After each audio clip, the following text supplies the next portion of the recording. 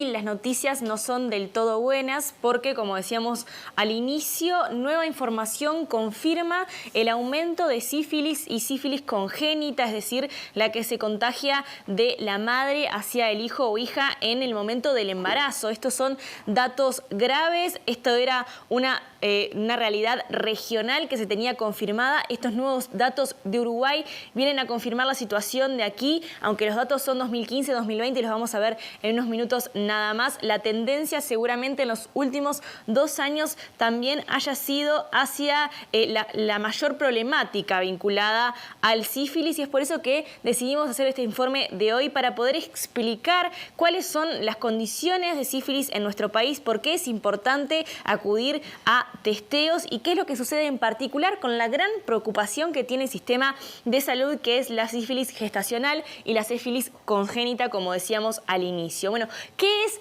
la sífilis? Esta es una enfermedad, una infección bacteriana de transmisión sexual. Esto es algo que ya sabemos. Esta es una enfermedad que es detectable y curable. De la misma manera que es muy contagiosa, también es fácilmente curable, y por eso es que es tan importante la detección, el diagnóstico y el tratamiento. Si bien es una enfermedad que tiene diferentes etapas y que los síntomas no son visibles en todas las etapas y puede llegar a puntos complejos en la región, se ha visto con mayor intensidad en el último tiempo, algo que no se veía hace muchos años, hace muchas décadas, que era un crecimiento en las etapas más complejas de la sífilis, que es cuando afecta el funcionamiento corporal en su totalidad. Esto es importante ir tratándolo, obviamente, cuanto antes mejor, y por eso es que todas las autoridades hacen hincapié en la importancia del testeo, que es accesible en nuestro país, en varios centros de salud de diferentes maneras. Además, el test de sífilis que viene con el de sangre es bastante común y por eso es identificable, pero hay una problemática particular, que era la que mencionábamos recién, que tiene que ver con la transmisión de sífilis desde la madre hacia el hijo, que sí está preocupando gravemente en nuestro país a las autoridades de salud pública. Hoy estuvimos hablando en la mañana con Rodolfo Gómez, integrante del Centro Latinoamericano de Perinatología, Salud de la Mujer y Reproductiva de la Organización Panamericana de la Salud, y nos estuvo mencionando cuáles son las preocupaciones que hay a nivel regional de la sífilis congénita. La sífilis congénita, al atravesar la placenta, el bichito de la enfermedad, puede originar una malformación y una muerte fetal, puede originar un aborto y también estigmas en las malformaciones en el recién nacido durante el embarazo, y luego hasta puede nacer sin ningún estigma y desarrollar la enfermedad posteriormente.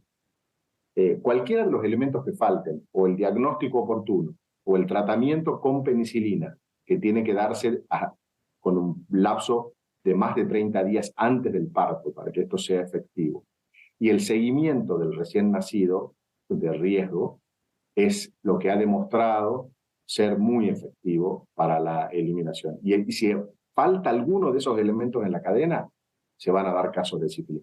El embarazo es un momento especial en la vida donde se debe proteger a la embarazada, pero también al feto, al recién nacido.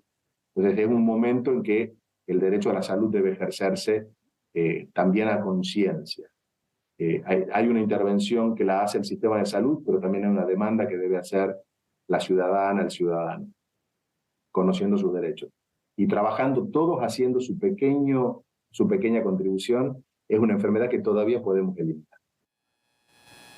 Bueno, en muchos temas o en algunos indicadores de salud, la pandemia ha tenido sus efectos. Hablaba recién este doctor sobre la importancia de la consulta, ¿no? En este caso, bueno, ¿cuál es la relevancia de ese 2020 en pandemia para estos datos? Bueno, como en otros indicadores, como decíamos, Nati, realmente la pandemia tiene un efecto grave, no solamente por los impactos sociales, económicos, de salud en general, que siempre afectan a las diversas enfermedades y sobre todo las que son contagiosas. Bueno, lo que decías recién, vinculado a la consulta es la mayor preocupación por este tema. Como decíamos al inicio, identificar esta enfermedad en las primeras etapas, tanto en el contagio de personas no embarazadas como en el de personas embarazadas, es fundamental para el tratamiento, y durante la pandemia disminuyeron los testeos y disminuyeron las consultas durante el embarazo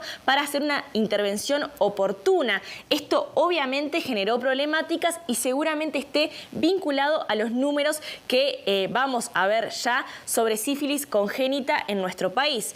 Hace más o menos un día, no más de 24 horas, se conocieron números nuevos vinculados a la sífilis congénita de este quinquenio 2015-2020 que son bastante ilustrativos de cómo se ha venido comportando la sífilis congénita en nuestro país y de este aumento que, si bien era algo que se venía mencionando, todavía no teníamos números tan recientes. En realidad faltan los de 2021 y 2022, pero el número más reciente, que es el 2020, ya fija la pauta de lo que va a suceder. En esta gráfica estamos viendo tanto el sector público como el privado, como a nivel nacional la tasa de sífilis congénita, es decir, cuántos niños nacieron con sífilis congénita en determinada cantidad de población. Aquí lo que estamos observando es cómo arranca en 2015. Fíjense el sector público, que es el que está en celeste, cómo se complica a medida que van pasando los años. Arranca con una tasa de 3,6%, va a 2017 en el punto más bajo a una tasa de 2,7%, aumenta a 2,9% en 2018, a 4,9% en 2019 y llega a 7,1% en 2020. Esto es un número realmente preocupante porque, como ven, hay una diferencia importantísima entre el sector público, que es el que está en azul, como decíamos, y el privado, que es el que está en negro, donde está dentro de criterios de casi eliminación esta prevalencia. Obviamente es el sector público el que impulsa hacia arriba el número en niveles nacionales, y esto genera una alarma y genera una alerta al sistema de salud pública. Hoy estuvimos hablando con el profesor de la Cátedra de Ginecotocología de la Universidad de la República, de Ginecotocología A de la Universidad de la República, Leonel Brioso, que nos estuvo explicando cuáles son las preocupaciones que se tienen desde la salud con estos números presentados.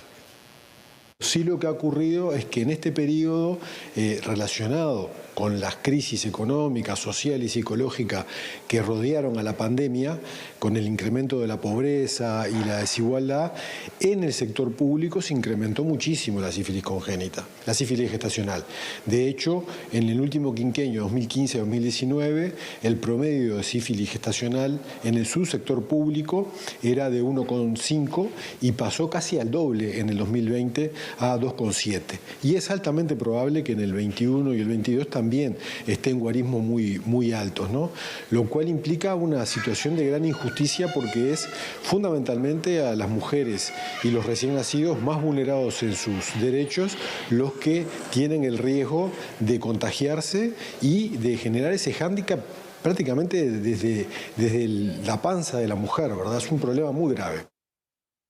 Ahora, Julieta, recomendaciones para enfrentar este problema. La primera y la más importante en todas estas temáticas tienen que ver con poder derribar las barreras culturales que nos impiden hablar de sífilis, tanto con nuestros médicos y médicas como con las personas que nos rodean y principalmente nuestras parejas sexuales. En caso de un diagnóstico de sífilis es muy importante para evitar el contagio que decíamos, para evitar la propagación en realidad.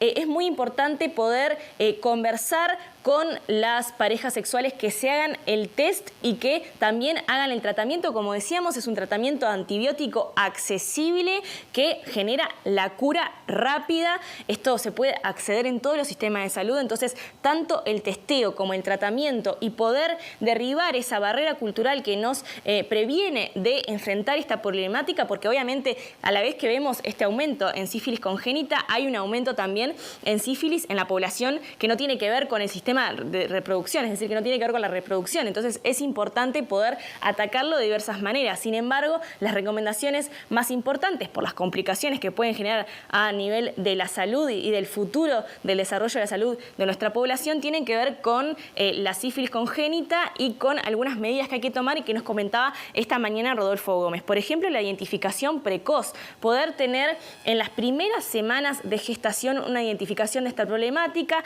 el acceso a test rápidos de sífilis, que se testee en el momento, que el resultado esté en el momento y que en ese mismo momento se pueda proveer de la penicilina, que es en la sífilis gestacional la única que puede atravesar la placenta y lograr el objetivo de eliminar esta bacteria que por suerte aún no es resistente, así que es fácil su tratamiento. También en casos de embarazos, tratar a todas las parejas sexuales de la embarazada. ¿Por qué? Porque a veces la embarazada hace el tratamiento, se cura, pero al tener relaciones se vuelve a infectar y esto vuelve a pasar a el feto. Entonces es importante continuar el trabajo en términos de salud, en términos de capacitación de los servicios de salud en esta temática y empezar a derribar esas barreras culturales. Ahora vamos a escuchar nuevamente a Leonel Brioso, pero explicando qué es lo que hay que hacer en términos de política pública para intentar revertir este aumento de sífilis congénita.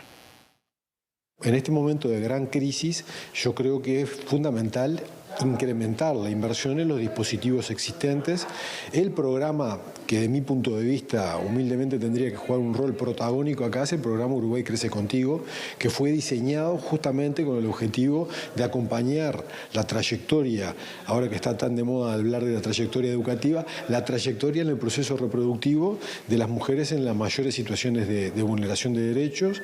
Hay que redoblar el esfuerzo y el compromiso desde los equipos de salud, actualizar las normas y el funcionamiento del sistema e involucrarse las autoridades también en propuestas y de difusión y educación, ¿verdad? La prevención primaria en esto es muy importante educar y es muy importante hablar de este tema. Este tema no se soluciona barriendo abajo de la alfombra, sino poniéndolo en la mesa como un problema grave que hace al presente y al futuro de nuestro país.